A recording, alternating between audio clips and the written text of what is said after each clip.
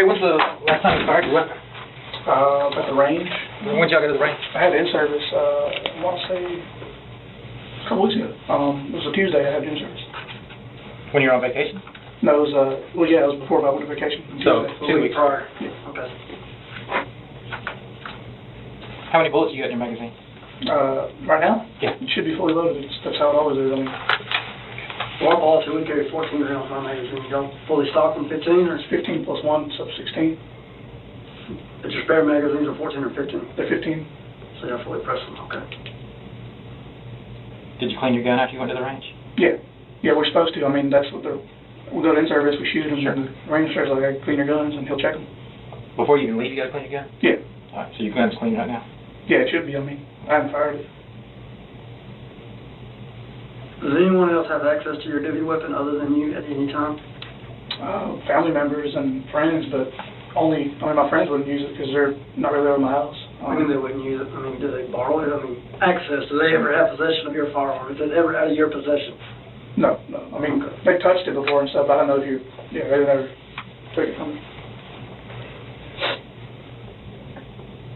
What's your qualifying score? Just out of curiosity.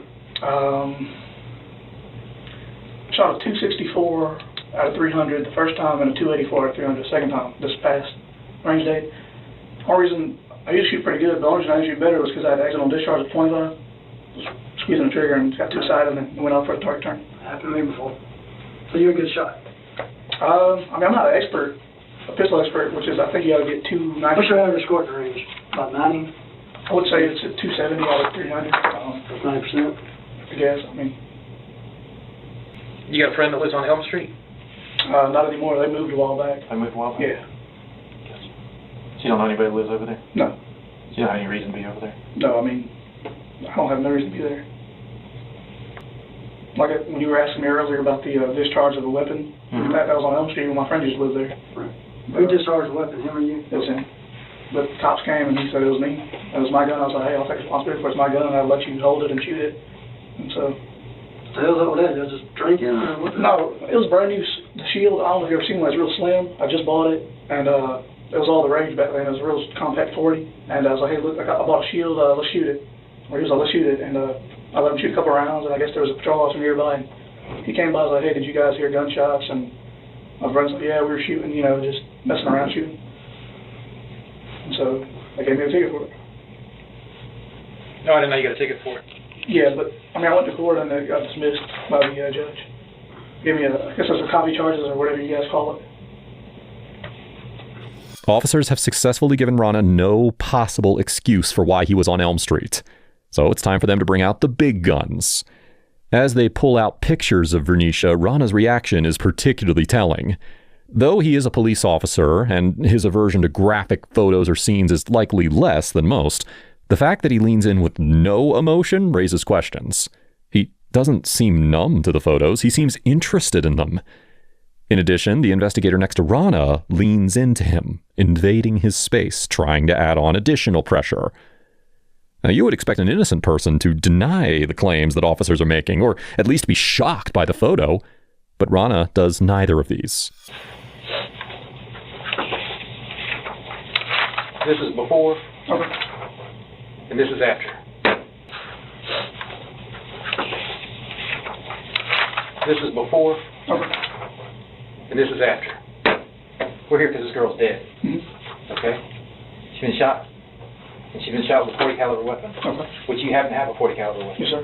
The round that was fired out of it is a Winchester. Yes, sir. You happen to use a Winchester. Yes, sir. Winchester round. Okay? Okay. Found on Elm Street.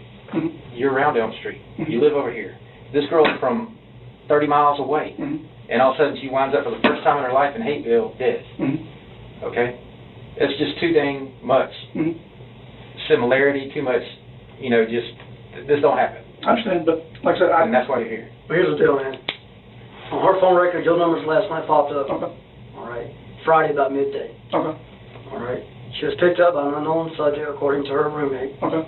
She ain't been heard or seen from since. We found her over here on Elm Street, which no one outside of Hateville would even know that that street was there. Okay. You know where Elm Street is, right? Yes, sir. All right. What's at the dead end of Elm Street? I don't know. There's 2 gates and that's it. I don't go past there. So there's 2 gates out there. So you're familiar with what's down there. I don't know what's down there. I know there's Elm Street, and then you make the right onto whatever street that is, and it takes you back out towards Loop Road. All right, so you know the area. You know the area I'm talking about. Yes, sir. All right. So nobody outside of Hayville even knows that street exists. I would assume, I mean. Right. I would assume too, and that's where we're going. All right, we found this girl. She shot 4 times with a .40 caliber round. Mm-hmm. All right, someone attempted to conceal her body. Mm-hmm. 2 of the rounds with double taps to the forehead, almost touching. Mm-hmm. All right, now you being a cop and an avid shooter, we've already pulled your records. You go to a lot of gun classes. You do a lot of shooting. Mm-hmm. All right, do you think an average shooter can put a double tap that close together? It depends on, I guess, how close. An average shooter, just someone who just picks up a gun, don't even know what a damn double tap is, right? I mean, come on. I don't know. I mean. Did you know what a double tap was before you started training to be a cop? Yes, sir. You did? Yes, sir. And how did you learn that? I've been around guns my whole life. You've been around guns your whole life. So if I just carry a gun for safety, but I don't really shoot, it's more for show. Mm-hmm. When I go to defend myself, am I going to double tap or I'm just going to squeeze off a round? Mm-hmm. You see what I'm saying? Yeah. All right. So our theory is that the person knows how to use weapons, knows these things, and has been trained in some shape, form, or fashion. All right. Then we find out now you're a cop. Mm-hmm. You have a .40 caliber weapon on you. Yes, sir. You admitted to using back pages. You see what I'm saying? And he was All talking those things about come together. I understand, but like I said, I mean, I'm with you, man. I'm letting you know where we're at, so you know what we're looking at. Like, you know, all this evidence and stuff, and it looks bad on you. But like I said, I'm not that type of person. I wouldn't do that. Why would I? You know, I'm not. That's not me. But People do things out of character all the time. I understand, but like I said, I'm not going to ruin my career over that. I mean, But you've chosen to put your career on the line. Yeah, I understand. What are you listening to? I'm listening. What, you 23 years old? Yes, sir. How long you been in police? Almost 3 years, 2.5 years. All right, so you're a rookie, right? You're an F&G. Well, yeah, yes. Yeah, you are. All right, I'm 10 plus, he's 15 plus. All right. You're only 2 years in your career, and you're already doing things that your career is done if your supervisors find out about any of this. Okay. You know that, right? Yes, sir. You knew that while you were doing it. Well, I didn't do that. Not the murder, the prostitution. Yes, sir. You know damn well prostitution's illegal. Yes, sir. You knew that when you were doing it.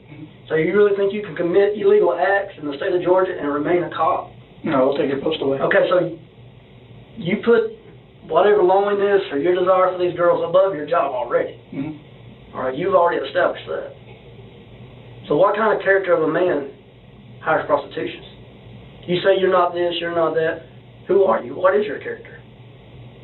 I mean, someone who hires prostitutes has bad judgment. Like I said, I mean, that's my fault. That's a character flaw. That ain't bad judgment. That judgment is slipping up and making a mistake. You have consciously made the decision. This is what you do. This is who you are. You've been doing this. This is not a slip up in judgment. This is what you are. Well, I understand, but like I said, the past 6 months is not like I meet a girl every month. I mean, I might contact them and stuff, and sometimes you meet them. You do it one time and you make a mistake, you slip up, that's the wrong thing. I understand. Okay, but you continuously do it for 3 or 4 times over And you 6 already got months. an MO on how you do it. You won't go for the dollars. You won't travel but so far. Mm-hmm. I understand what you're saying. Here, law enforcement have attacked Rana's character in an attempt to get a reaction out of him. In addition, the officer on the right side of the screen, who has played a more gentle role with Rana, turns on him here, amping up the pressure. If Rana felt that he could rely on the quote-unquote good cop to take it easy on him, he now has no place he can turn to. This unsettling change makes him more likely, in theory, to slip up. In fact, Rana has already slipped up. Though he denies committing the murder, he gives absolutely no alibi. He gives no effort into his own defense, and instead simply nods along with the officers. Most innocent people would be desperate to defend themselves, but Rana doesn't even bother.